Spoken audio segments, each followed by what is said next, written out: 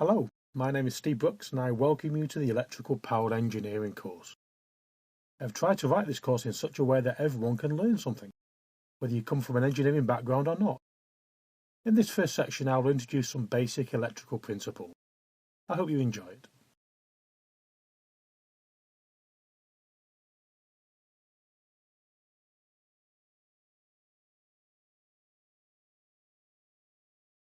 The aims of the course today are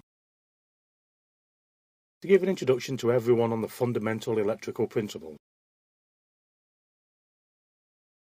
introduce the ideas of alternating current and direct current, and finally to show the basic ideas on voltage and current.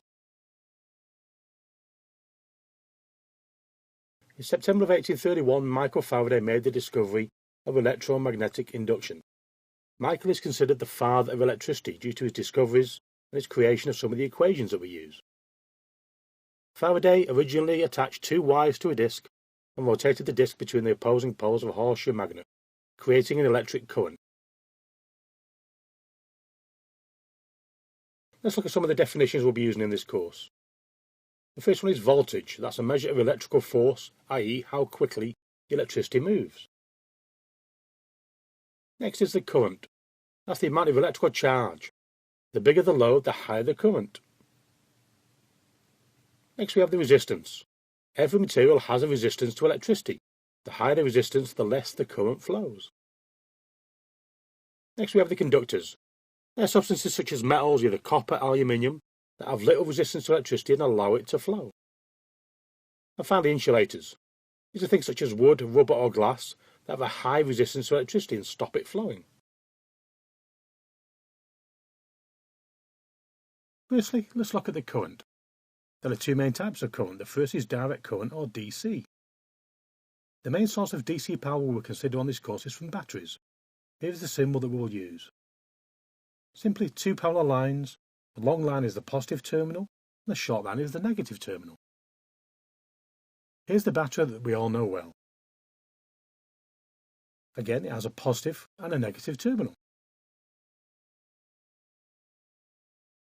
Power flows from the positive terminal through the load and back into the negative terminal.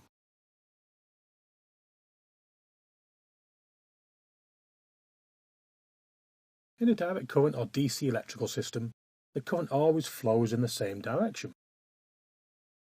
If we plan out the graph, it will just be a horizontal line over time. DC is used in cars and inside most electronic devices, i.e. your television or phone. The main advantage of DC electricity is that its energy can be stored in chemical form, i.e. batteries. The main disadvantage of DC electricity is that changing the voltages and currents is difficult when we are dealing with large amounts of energy. This is the main reason we do not use DC for most electrical supply networks around the world.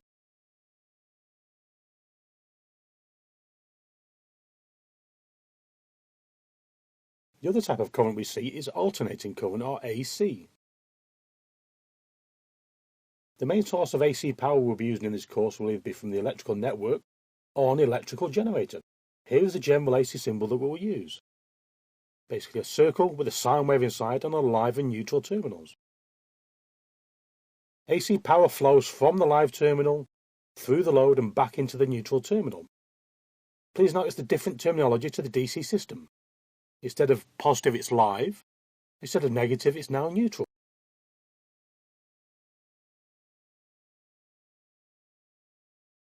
In an alternating current or AC electrical system, the voltage and current waveforms alternate from positive to negative.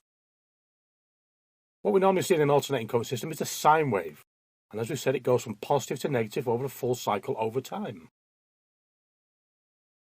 The main disadvantage of AC electricity is that we cannot store it in the same way that we can with DC electricity.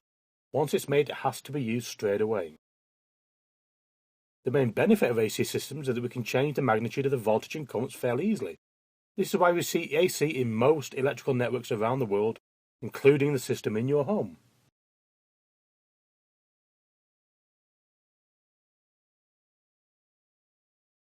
Let's now look at a voltage source we're all familiar with. The first thing to remember is the ground normally has 0 volts. Let's look at some clouds in the sky. When the conditions are right, the water droplets in the cloud rub together, creating static electricity, and the cloud voltage potential increases.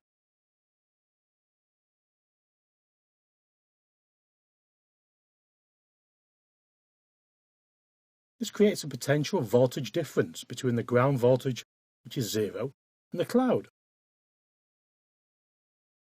When the potential difference is high enough to break down the air in between, a lightning strike will occur. As the cloud is the source of the electricity, we class it as the live element. The air is the conductor that the electricity passes through.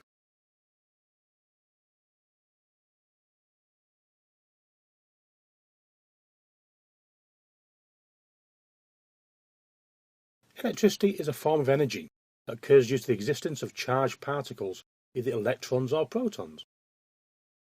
Let's look at a conductor. Inside the conductor we have lots of atoms, either copper or aluminium atom. If we now apply voltage across the conductor, the electrons will flow from one atom to the next. This flow is called current.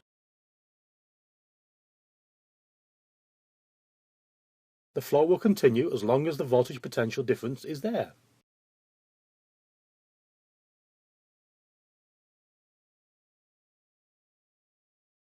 To use electricity, we need these basic elements. A voltage source, either AC or DC. A live or positive conductor to take the electricity to its destination. This could be made of copper or aluminium. A load to use the energy of the electricity. This could be a washing machine or a hairdryer.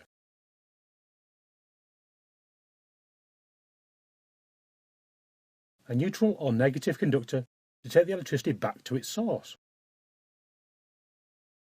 When a full circuit is created, current flows.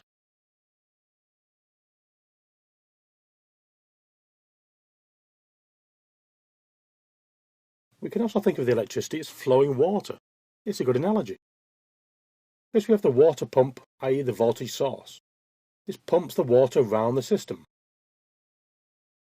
Next we have the live or positive pipe to take the water from the source to the load. Then we have the load. In this case it's a water wheel, but in real life, in an electrical system, it might be a heater or a light bulb.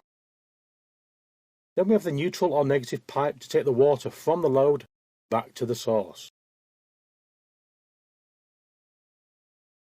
Let's now start the water pump.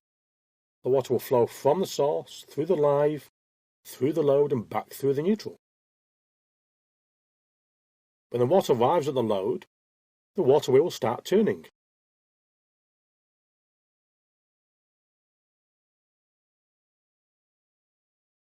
When a full circuit is created, water or current will flow.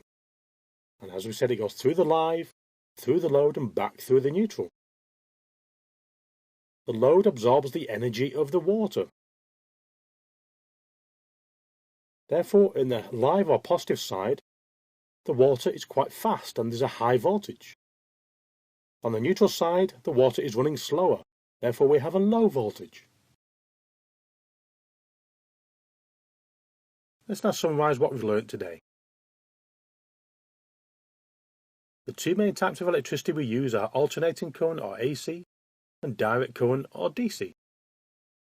For electricity to flow we need an electrical source, a voltage, a circuit and a load. When we have these, a current will flow. DC is used in batteries and for powering electronic equipment. AC is used for the main electrical networks in our home and community. Congratulations for completing the first section. The knowledge that you've learned will serve you well in the later sections. I've attached some test questions in the course content. Please try them before going on to the next section, which will introduce you to some electrical laws.